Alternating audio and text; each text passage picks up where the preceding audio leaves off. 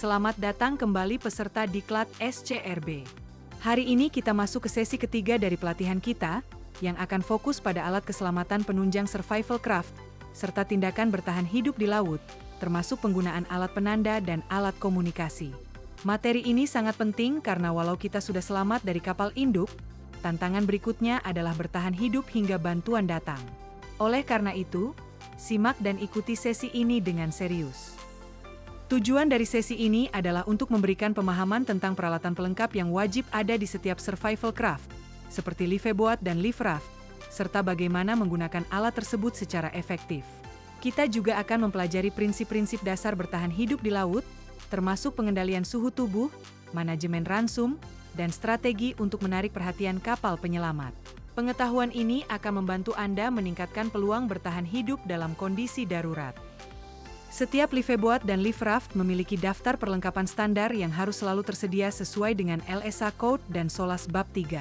Perlengkapan ini termasuk ransum makanan dan air tawar yang tahan lama, peralatan navigasi darurat, kompas, peluit, cermin sinyal, peralatan komunikasi dan penanda posisi, VHF radio, SART, EPIRB, dan signal flare, alat untuk perlindungan cuaca, kanopi, thermal protective aid, TPA, selimut darurat, alat penolong lain, dayung, pisau, alat penampung air hujan, ember penguras, DLL penting untuk memeriksa bahwa semua peralatan ini berada di tempat, tersegel, dan dalam masa berlaku. Saat berada di laut menunggu pertolongan, alat komunikasi dan penanda posisi menjadi sangat penting. Berikut alat-alat utama yang digunakan: signal flare, sinyal api terdiri dari parachute flare, hand flare, dan smoke signal. Gunakan hanya saat melihat kapal atau pesawat. SART, Search and Rescue Transponder memantul sinyal radar dari kapal penyelamat dan menampilkan posisi Anda di layar radar mereka. EPIRB, Emergency Position Indicating Radio Beacon mengirimkan sinyal distress melalui satelit, termasuk koordinat GPS. VHF Radio Survival Craft, digunakan untuk komunikasi langsung dalam jarak terbatas, biasanya kanal 16. Pelajari kapan dan bagaimana menggunakan setiap alat, karena penggunaannya yang tepat bisa menyelamatkan banyak nyawa. Salah satu tantangan terbesar di laut adalah menjaga suhu tubuh agar tetap stabil. Risiko hipotermia sangat tinggi terutama di perairan dingin. Langkah yang harus dilakukan: segera kenakan thermal protective aid, TPA, atau selimut darurat. Jika basah, segera keringkan dan ganti pakaian bila mungkin. Hindari kontak langsung dengan air laut sebisa mungkin. Duduk berdekatan untuk berbagi panas tubuh. Jangan terlalu banyak bergerak karena dapat menguras energi penting untuk menunjuk seseorang yang bertugas memantau kondisi suhu dan kesehatan seluruh penumpang. Manajemen ransum sangat penting. Satu kesalahan umum adalah memakan atau meminum terlalu cepat saat masih panik. Prinsipnya, air hanya dikonsumsi dalam jumlah kecil dan teratur, 250 ml per orang per hari. Ransum makanan dimakan sesuai aturan, jangan semua langsung habis. Gunakan alat penampung hujan untuk menambah pasokan air, jangan meminum air laut atau urin. Karena justru memperburuk dehidrasi, Komandan Life Raft harus membuat jadwal konsumsi dan mengawasi distribusinya agar adil dan efisien. Bertahan hidup bukan hanya soal fisik, tapi juga mental.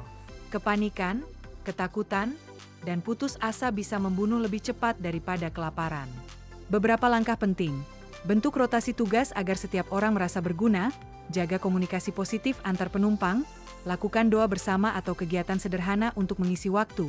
Jangan membuat keputusan sendiri tanpa koordinasi. Komandan Survival Craft harus bisa menjaga moral dan disiplin semua anggota.